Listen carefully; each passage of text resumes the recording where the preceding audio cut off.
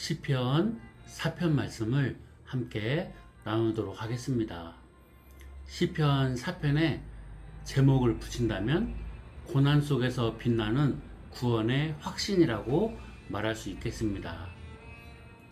오늘 우리는 시편 4편 말씀을 통해 고난과 불안의 밤에도 우리를 붙드시는 하나님의 은혜와 구원의 확신을 깊이 묵상하고자 합니다. 다윗의 간절한 부르짖음과 확고한 믿음의 고백이 담긴 이 시편 4편은 시대를 초월하여 고난 가운데 있는 모든 성도들에게 큰 위로와 소망을 안겨줍니다. 먼저 1절과 2절은 고난의 현실과 간절한 기도의 내용입니다. 시편 4편은 다윗이 겪는 극심한 고통과 절망적인 상황 속에서 시작됩니다. 원수들의 악의적인 공격과 거짓된 비난은 그의 영혼을 깊이 짓누르고 있습니다. 이러한 고난 앞에서 다윗은 절망하거나 포기하는 대신 하나님께 간절히 부르짖습니다. 나의 의로우신 하나님이여, 내가 부를 때에 응답하소서. 곤란 중에 나를 너그럽게 하셨사오니 내게 은혜를 베푸사 나의 기도를 들으소서. 너희 인생들아, 어느 때까지 나의 영광을 수치로 바꾸며 헛된 것을 좋아하고 거짓을 구하겠는가. 셀라. 다윗은 하나님을 나의 의로우신 하나님이라고 부르며 자신의 결백함과 하나님의 공의로우심을 호소합니다.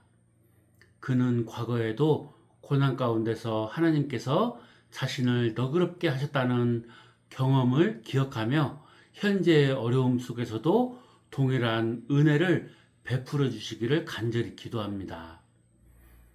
여기서 우리는 고난에 직면했을 때 우리의 첫 번째 반응이 어떠해야 하는지를 깨닫게 됩니다. 절망과 좌절에 빠지는 것이 아니라 하나님께 나아가 우리의 어려움을 아뢰고 그분의 도우심을 구해야 합니다. 하나님은 우리의 부르짖음을 들으시는 신실하신 하나님이십니다. 여기서 우리는 어떤 위로를 얻게 됩니까? 시편 기자는 내 의의 하나님이여, 내가 부를 때에 응답하소서라고 간절히 기도합니다. 이는 하나님께서 당신의 백성의 부르짖음을 들으시고 응답하시는 분이라는 확신을 줍니다. 성도는 어떤 어려움에 처하든지 기도를 통해 하나님께 나아갈 수 있으며 그분으로부터 도움과 위로를 얻을 수 있다는 소망을 갖게 됩니다. 이 시편 기자는 과거에 곤란 중에 하나님께서 자신을 너그럽게 하셨다고 회상하며 현재의 어려움 속에서도 은혜 베풀어 주실 것을 간구합니다. 이는 하나님께서 성도의 고난을 외면하지 않으시고 오히려 그 가운데서 은혜를 베푸사 능히 이겨낼 힘을 주시는 분임을 깨닫게 합니다.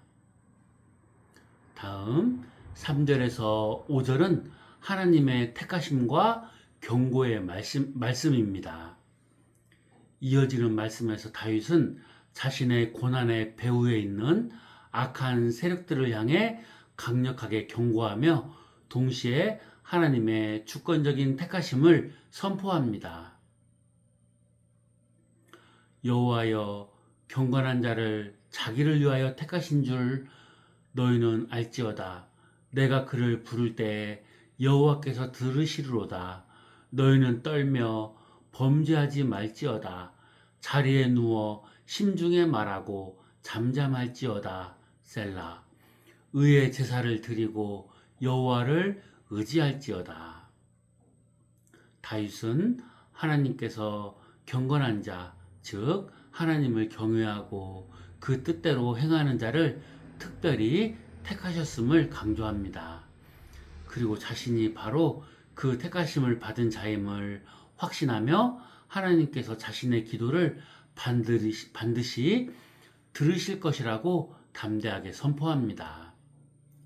이 말씀은 우리에게 큰 위로와 확신을 줍니다. 우리 역시 예수 그리스도를 믿음으로 말미암아 하나님의 택하심을 받은 자녀가 되었습니다. 그러므로 어떠한 어려움 속에서도 하나님께 담대히 나아가 기도할 수 있으며 그분께서 우리의 기도를 들으시고 응답하실 것이라는 확신을 가질 수 있습니다. 또한 다윗은 악인들에게 떨며 범죄하지 말라고 경고합니다. 그들의 악행은 결국 하나님의 심판을 피할 수 없을 것이며 진정으로 회개하고 하나님을 의지해야 함을 촉구합니다. 의의 제사를 드리고 여호와를 의지하라. 이 권면은 진정한 예배는 형식적인 행위를 넘어 하나님을 전적으로 신뢰하는 마음으로 드려져야 함을 보여줍니다. 시편 기자는 사람들의 헛된 행동과 거짓된 추구를 지적하며 여호와께서 경건한 자를 택하시고 그 부르짖음을 들으신다는 사실을 강조합니다. 이는 성도가 세상의 가치관에 흔들리지 않고 하나님을 의지하며 살아갈 때 그분이 보호하시고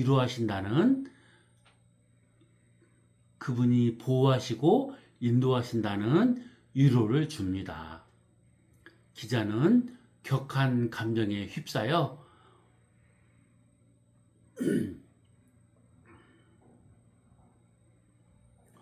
범죄하지 말고 자리에 누워 마음속으로 말하고 잠잠하라고 권면합니다. 이는 어려움 속에서 감정적으로 대응하기보다 하나님 앞에서 자신을 돌아보고 묵상하며 평안을 얻으라는 메시지를 전달합니다. 의로운 제사를 드리고 여호와를 의지하라는 권고는 성도가 하나님과의 바른 관계를 유지하며 그분을 신뢰하는 것이 중요함을 강조합니다. 이러한 삶은 외부적인 어려움 속에서도 하나님으로부터 오는 참된 평안과 위로를 누리게 합니다. 그 다음 마지막 6절에서 8절 말씀은 세상의 헛된 소망과 하나님 안에 있는 참된 평안에 대한 이야기입니다. 고난 속에서 사람들은 다양한 방법으로 위로와 안정을 찾으려고 합니다. 그러나 다윗은 세상이 제공하는 헛된 소망과는 비교할 수 없는 하나님만이 주실 수 있는 참된 평안을 노래합니다. 여러 사람의 말이 우리에게 선을 보일 자 누구뇨 하오니 여호와여 주의 얼굴을 들어 우리에게 비추소서. 주께서 내 마음에 두신 기쁨은 그들의 곡식과 새 포도주가 풍성할 때보다 더하니이다. 내가 평안히 눕고 자기도 하리니 나를 안전히 살게 하시는 이는 오직 여호와시니이다. 아멘. 많은 사람들이 물질적인 풍요와 세상적인 성공에서 행복과 안정을 찾으려고 하지만 다윗은 오직 하나님의 은혜만 그리고 임재만이 진정한 기쁨과 평안을 가져다 준다고 고백합니다. 주의 얼굴을 들어 우리에게 비추소서라는 이 간구는 하나님의 사랑과 긍휼하심이 우리의 삶의 가장 중요한 가치인 것을 보여줍니다. 다윗은 하나님께서 자신의 마음에 두신 기쁨이 세상의 그 어떤 풍요보다 더 크다고 확신합니다. 이러한 확신 속에서 그는 불안과 두려움 없이 평안히 눕고 자기도 하리니라고 고백합니다. 이는 하나님께서 친히 그를 안전하게 지켜주실 것이라는 깊은 신뢰에서 비롯된 것입니다.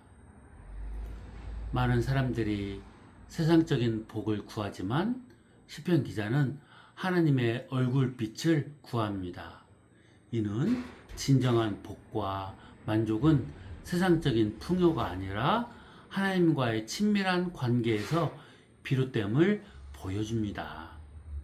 성도는 하나님의 임재를 구하며 그 안에서 참된 위로를 얻을 수 있습니다. 하나님께서 마음에 두신 기쁨은 세상의 곡식과 새 포도주가 풍성할 때의 기쁨보다 더 크다고 고백합니다. 이는 물질적인 풍요나 세상적인 성공에 좌우되지 않는 영원한 기쁨이 하나님 안에 있음을 시사하며 성도에게 어떠한 상황에서도 기뻐할 수 있는 근거를 제시합니다. 시편 기자는 오직 여호와께서 자신을 안전하게 살게 하심으로 평안히 눕고 잘 수 있다고 고백합니다. 이는 하나님을 신뢰하는 성도는 세상의 어떤 위협 속에서도 참된 평안을 누릴 수 있으며 하나님의 보호 아래 안전하게 지낼 수 있다는 확신을 줍니다.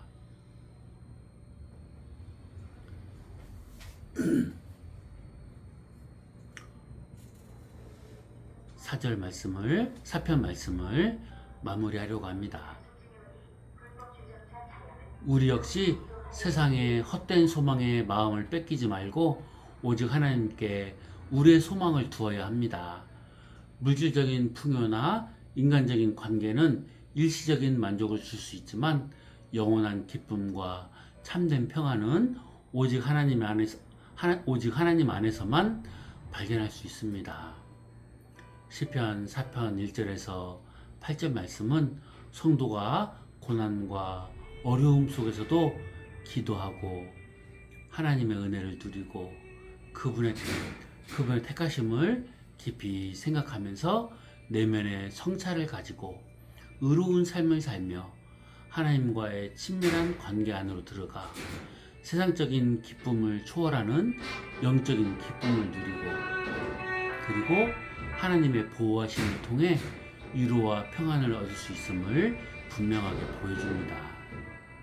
우리는 고난의 현실 속에서도 하나님께 간절히 기도하며 그분의 택하심과 신실하심을 굳게 믿어야 함을 깨닫게 됩니다. 세상이 주는 헛된 소망을 쫓는 대신 하나님의 임재와 임재 안에서 참된 기쁨과 평안을 누리는 삶을 살아야 합니다. 다윗의 고백처럼 우리 역시 어떠한 어려움 속에서도 나를 안전히 살게 하시는 이는 오직 여호와시니다 라는 확신을 가지고 담대하게 나아갈 수 있기를 간절히 소망합니다. 하나님의 변함없는 사랑과 은혜가 저와 여러분의 삶 가운데 충만히 임하시기를 기도합니다. 아멘.